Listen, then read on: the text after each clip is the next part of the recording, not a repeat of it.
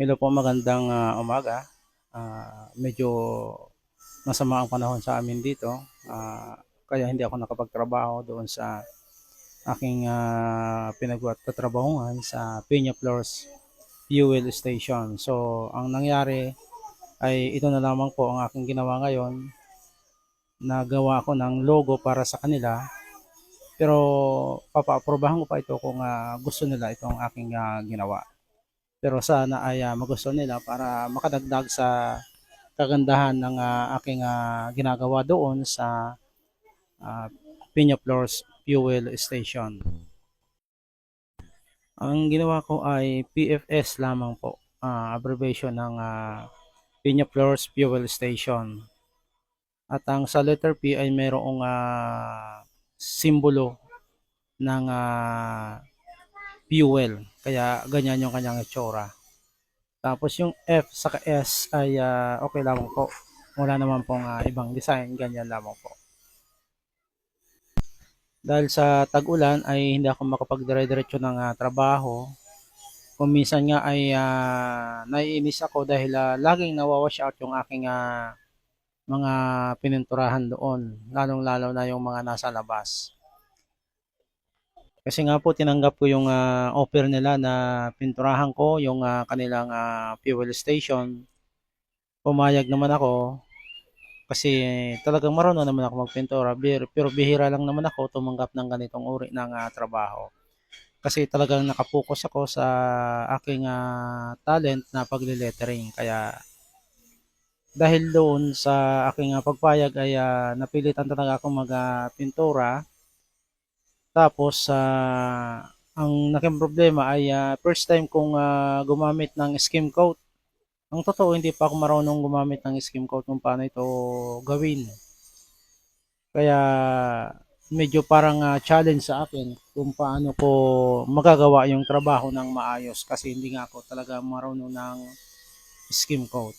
Pero kung sa pagpipintura, paggamit ng roller ay marunong po ako. Sa bagay, lahat naman ay kayang magpintura.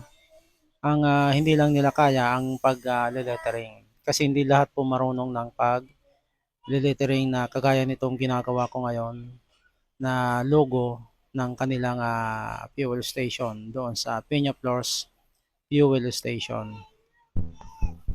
At dahil nga mayroong low pressure o bagyo, kaya ganito lagi ang panahon, siguro ay matatapos ko yung aking tinatrabaho doon matagal pa. Kaya dahil nga patigil-tigil ang trabaho. Kahapon ay half day lamang ako, nung isang araw ay nakapag whole day naman, at nung Lunes ay half day na naman uli. So bali, ang nangyari bali, 2 araw pa lang yung aking trabaho doon sa fuel station ngayong linggong ito.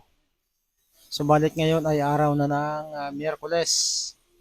Hindi, Huwebes. Kaya meron na lang 2 araw para magtrabaho doon.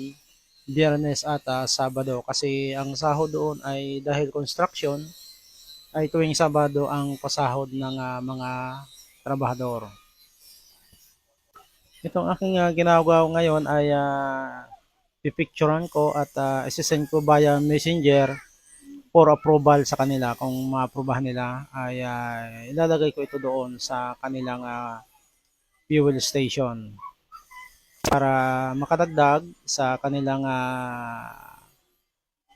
sa kagandahan ng fuel station. Kaya naisipan kong gumawa ng logo. Kaya ito yung magiging kwenta logo nila doon sa fuel station kung sila ay papayag. Maraming salamat nga po ulit, nga pala ulit sa ating mga taga-suporta, sa aking mga followers. Sana ay patuloy ninyo akong suportahan dito sa aking mga content na sa tingin nyo ay parang madali lamang pero mahirap po itong pagle-lettering. Kaya sana po ay lagi nyo akong suportahan sa aking mga content. At tayo naman ay patuloy nagagawa ng mga content hanggat nandyan po kayo na aking mga taga-suporta. Patuloy tayo, hindi tayo susuko hanggang sa mapansin tayo ni Lolo Mita. Ang hangad ko dito ay makapagbigay ng entertainment o kasiyahan sa aking mga followers. At kung tayo ay mapansin naman ay Mita at pasahurin tayo ay di mas lalong maganda kung mangyari po yon. Pero para sa akin, kahit wala pa man akong sahod ay sige lang, walang sukuan, walang atrasan, tuloy-tuloy tayo. So, paano? Hanggang dito na lamang po at maraming maraming salamat sa inyong panonood.